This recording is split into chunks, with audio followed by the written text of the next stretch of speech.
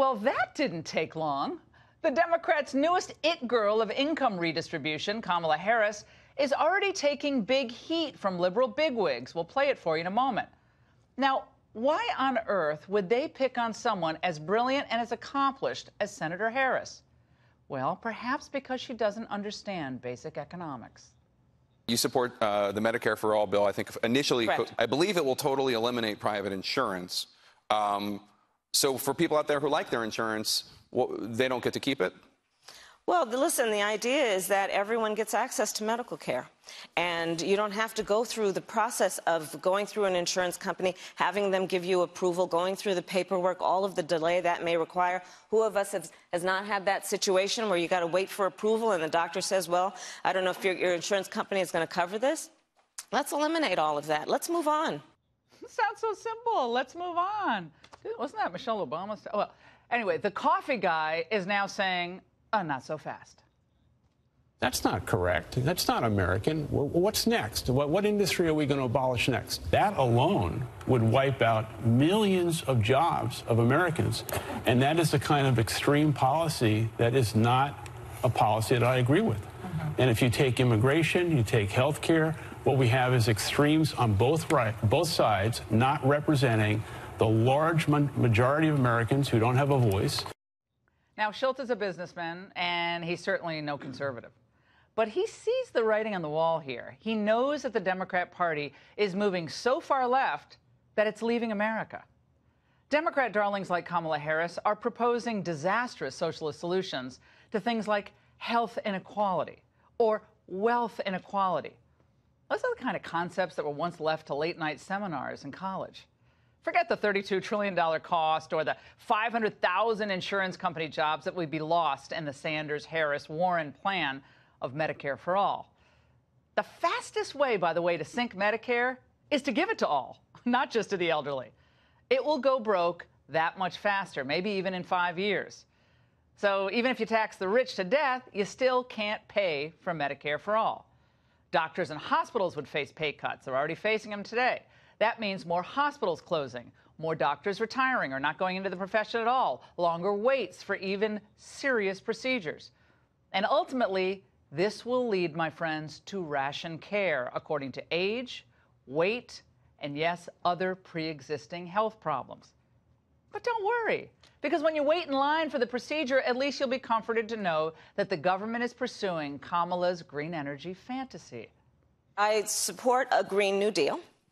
And I will tell you why. Climate change is an existential threat to us, and we have got to deal with the reality of it. We have got to deal with the reality of the fact that there are people trying to peddle some idea that we should deny it, and they are peddling science fiction instead of what we should do, which is rely on science fact. So what does the Green New Deal mean for you and your family? Well, it means the government would reach in and control, monitor, and tax even more aspects of your daily life than it does now. You love your car as much as I do? Mine's 19 years old. I still love it. Too bad. The Green Party's Green New Deal calls for replacing non-essential individual means of transport with high quality and modern mass transit. This is kind of a geeky way of instituting a ban on cars.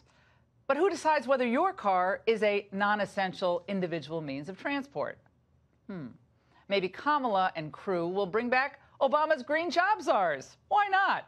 To achieve their green transport utopia, quote, it will be necessary to electrify everything else, including transport. So if you love your SUV, your sedan, heck, your hatchback, too bad. Only electric. And if you were deemed worthy of owning a car at all, well, remember, in Kamala's gas-free world, the government gas bags have all the power. And even big gulp banning, bike lane mandating, Mike Bloomberg is balking at Harris's green folly. I'm a little bit tired of listening to things that are pie in the sky that we never are going to pass or never going to afford. I think it's just disingenuous to promote those things. You've got to do something that's practical. Now, that means banning all coal, banning all cars, banning all nuclear power, taxing miles driven, taxing kilowatts used, taxing water used. It would be all on the table to force Americans to bend to the faddish trends of the socialist left. Now, more power for them, less power, freedom, and prosperity for you. always how it works in a fully centralized economy. And this is what is lighting the Democrat Party on fire today, really? Instead of kibitzing with the NRDC, Kamala should have consulted first with, I don't know, Kermit? It's not that easy being green.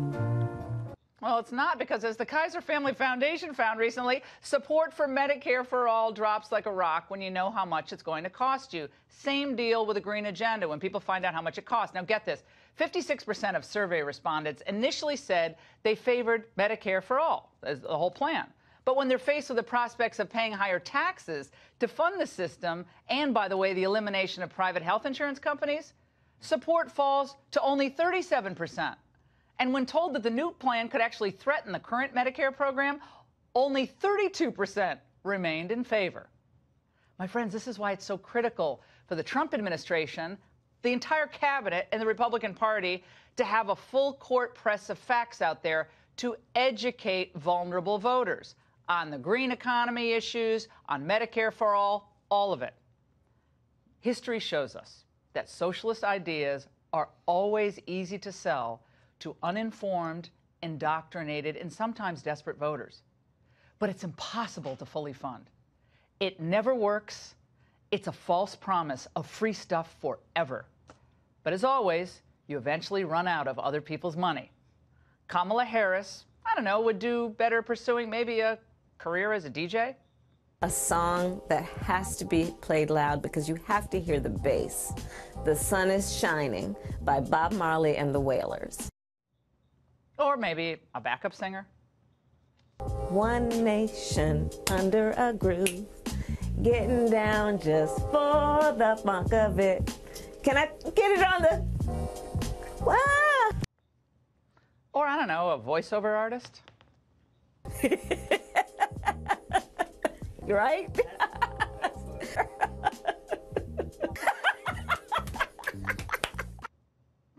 If you buy what she's selling, she may have the last laugh, but you're going to be crying all the way to the government-owned bank. And that's the angle.